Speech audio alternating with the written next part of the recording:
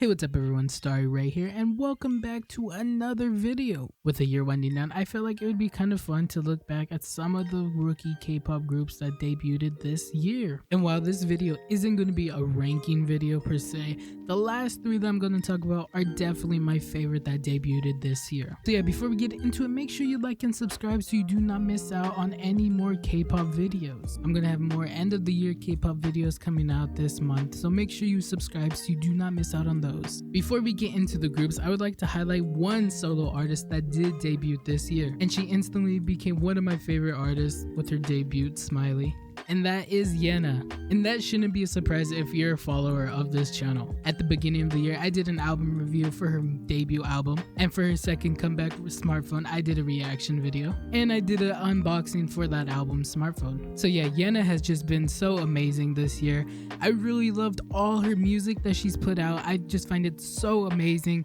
And yeah, her aesthetic and her concepts just kind of fit with my aesthetic, I guess. Like, I don't know, everything about it was just so perfect, and I felt like it was just perfect for me, honestly. So yeah, Yena is definitely one of the solo artists this year that have just completely stole my heart. You know, I just love everything she does. I just find her adorable. And yeah, I just love the music as well. Yeah, it's just perfect. Yena, she is #1 solo artist for me. As a rookie too, as a rookie she came out of the gates as a rookie just so strong. Every concept is so good. Yeah, I could go on and on, but I want to talk about some of the other groups. But yeah, I had to give a shout out to Yena because there is no other solo artist to mention for me. Okay, so let's talk about some of the other rookie girl groups that came out this year. The first two I want to mention are Kep1er and IVE. Now we'll start with Kep1er because I have done an album review for them, and I did a music video reaction for their latest comeback, We Fresh. Kep1er is a group that I really do like. I don't stan them, but I really do like their music. I found their second mini album, Do Blast, to be amazing, and especially their single Up for that album. Oh my god, that was really potential song of the summer. That song was so good. I was like, oh my god, I watched a lot of their performances of that song. It was so captivating, if I'm just being completely honest. I loved everything about that album and Up. Everything about that era for them, it was perfect. But even then, their debut song was so good as well. Wadada was really when I think of January, early the start of the year of 2022, that Wadada was really a popular song. Everybody on TikTok was doing the dance to the song. To this day, even if Wadada comes on, I'm probably gonna listen to it because it's still a catchy song. I still love that song. And their latest comeback, We Fresh, that I did the reaction to, is also really good. That song is pretty different from everything they've done so far, but it's still good. I know people aren't the biggest fans of it. They say what is Kep1er's concept, or what direction are they going to? But I like that they're just doing different sounds and stuff. So yeah, for me, Kep1er's had a pretty good year, and they've released really good music, and they have really great performances. So I had to mention Kep1er. However, with the group IVE, I have not talked about them at all. Now technically IVE did debut in 2021, but that was in December, and as the time of recording, it is December, and I think they just had their 1 year anniversary. So it's been a year, but I still feel like most of their stuff was in 2022. So I'm gonna be talking about what they did this year, and I'll talk about 11 as well, because 11 was a really great debut song. That song as well was very popular on TikTok, and rightfully so. That song was good. But like I said, I haven't talked about IVE at all on this channel, so that's why I want to talk about them now and give them credit for everything they've done so far this year as a rookie group. Like I already said, 11 was a really great debut song, and their comeback song after 11 was probably their biggest song. Love Dive is the song that really put them on the charts, and I liked Love Dive as well. I found that song and the choreography to be super catchy. However, for me, my favorite song from IVE would be their following comeback, their latest comeback, After Like. To me, that is their best song. I really love that they used the sample, I Will Survive. I loved it. I feel like it fit the song perfectly. And that whole song is just so good, and it's such a it's just mesmerizing.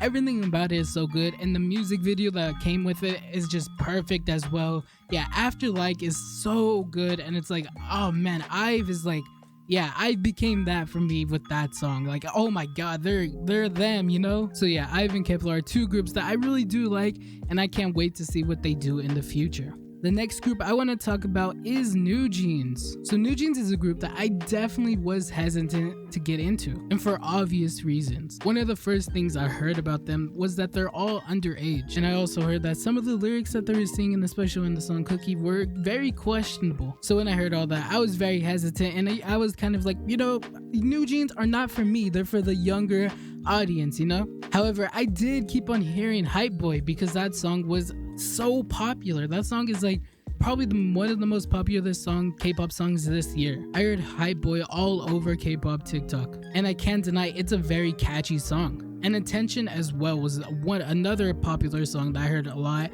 and it is catchy as well. And eventually I listened to it because of Sana from Twice. When they were doing their Talk That Talk promotions, I think they were playing I don't remember what song, maybe Hype Boy or something. They were just playing it at one of the shows that they're at, and she was just like singing along to it, and I was like, yeah, maybe I'll check this out then if Sana likes it. And I was also seeing a whole bunch of other idols really just like hyping up NewJeans, so I was like, you know, if they can get into it, they can like it, they don't see anything wrong with it, then I guess I would listen to their album. And I'm really happy I did because the album is really good. Like I already said, Attention and Hype Boy were really good. However, the song that really stood out for me was Hurt. I love that song. That song, like the instrumental just alone, even if it was just the instrumental, that instrumental is amazing. And then when they add the lyrics and the vocals to it, it just gets better. Hurt for me is like one of the better NewJeans songs. I like it just as much as I do like Hype Boy. I really have listened to Hurt a lot, and that's why I had to put NewJeans on this list,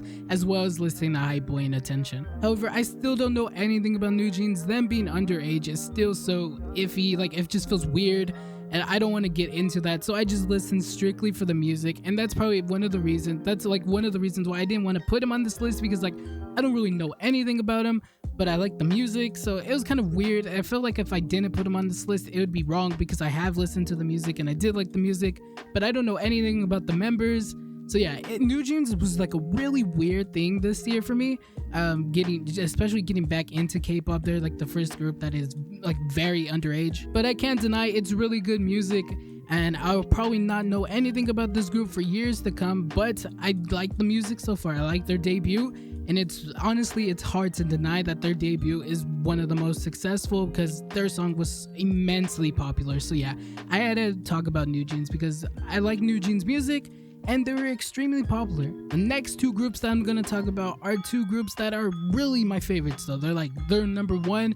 It's like 1A and 1B with these groups, and that is NMIXX and LE SSERAFIM. So NMIXX is a group that I really had no interest in when they were debuting. I saw the pre-debut photos and I saw their debut and everything, but I was just okay with it. You know, I know a lot of people had strong feelings about OO and everything, but with the NMIXX debut, I really had no feelings for it. I liked it, but that was about it. You know, I had no strong feelings about it. That's what I mean to say. Like, I didn't hate it, but I didn't love it. I thought it was just okay. However, their second comeback, Dice, is what really sold me on NMIXX, and I think you guys can know that as well if you've seen some of the videos I've done, especially like the reaction video for Cool, their B-side to the Dice. To me, Dice was just so much energy.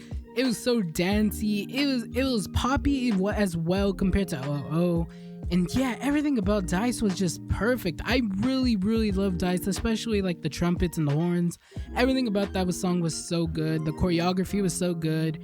Oh man, the Dice era was really good, especially watching them perform that song live. It just shows, like, I don't know, something about like JYP groups that like their energy when they perform is just on another level. It's just fun watching JYP groups perform. So yeah, Dice is what really made me a stan of NMIXX. And when it comes to LE SSERAFIM, I have been a fan of them since their debut. I love their debut song Fearless, and I love that album as well. Sour Grapes is like one of my favorite songs. Like, oh my god, that song is so good. However, I didn't start standing LE SSERAFIM until Anti-Fragile. For me, Anti-Fragile was just out of the park. It was amazing. That song is so good.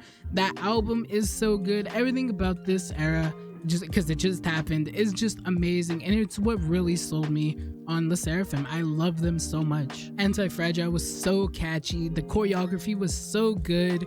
Man, that song is just so good, and it was like a breath of fresh air because no one's really done that type of song before. And that album is just so good as well. Good parts on the Anti-Fragile album is going to be on the B-sides favorite list as well, because that song is just so good, dude. Like, oh my god, I listened to that song and like I want to cry. That's how like perfect and like, oh, I love that song so much. Like, oh man, that this album and this whole era for LE SSERAFIM really made me a stan because everything about it is so good. The album was good, the title track was good, the music video was good, the choreography was good, everything was just perfect. I was already a fan of Yeonjun because I saw that she supported Pride Month, and I thought that was really nice and something different because you don't really see that from idols. And then I started to learn about some of the other members of LE SSERAFIM, and I just found them so endearing as well. And that's the same for NMIXX. I love the NMIXX members as well. I just find them like so funny and everything.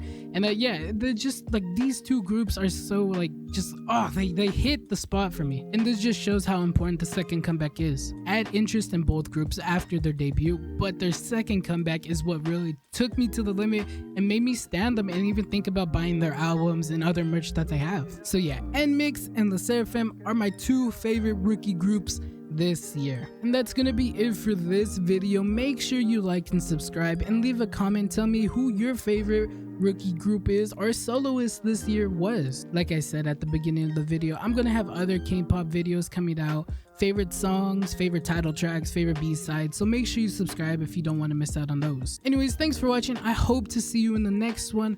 Goodbye.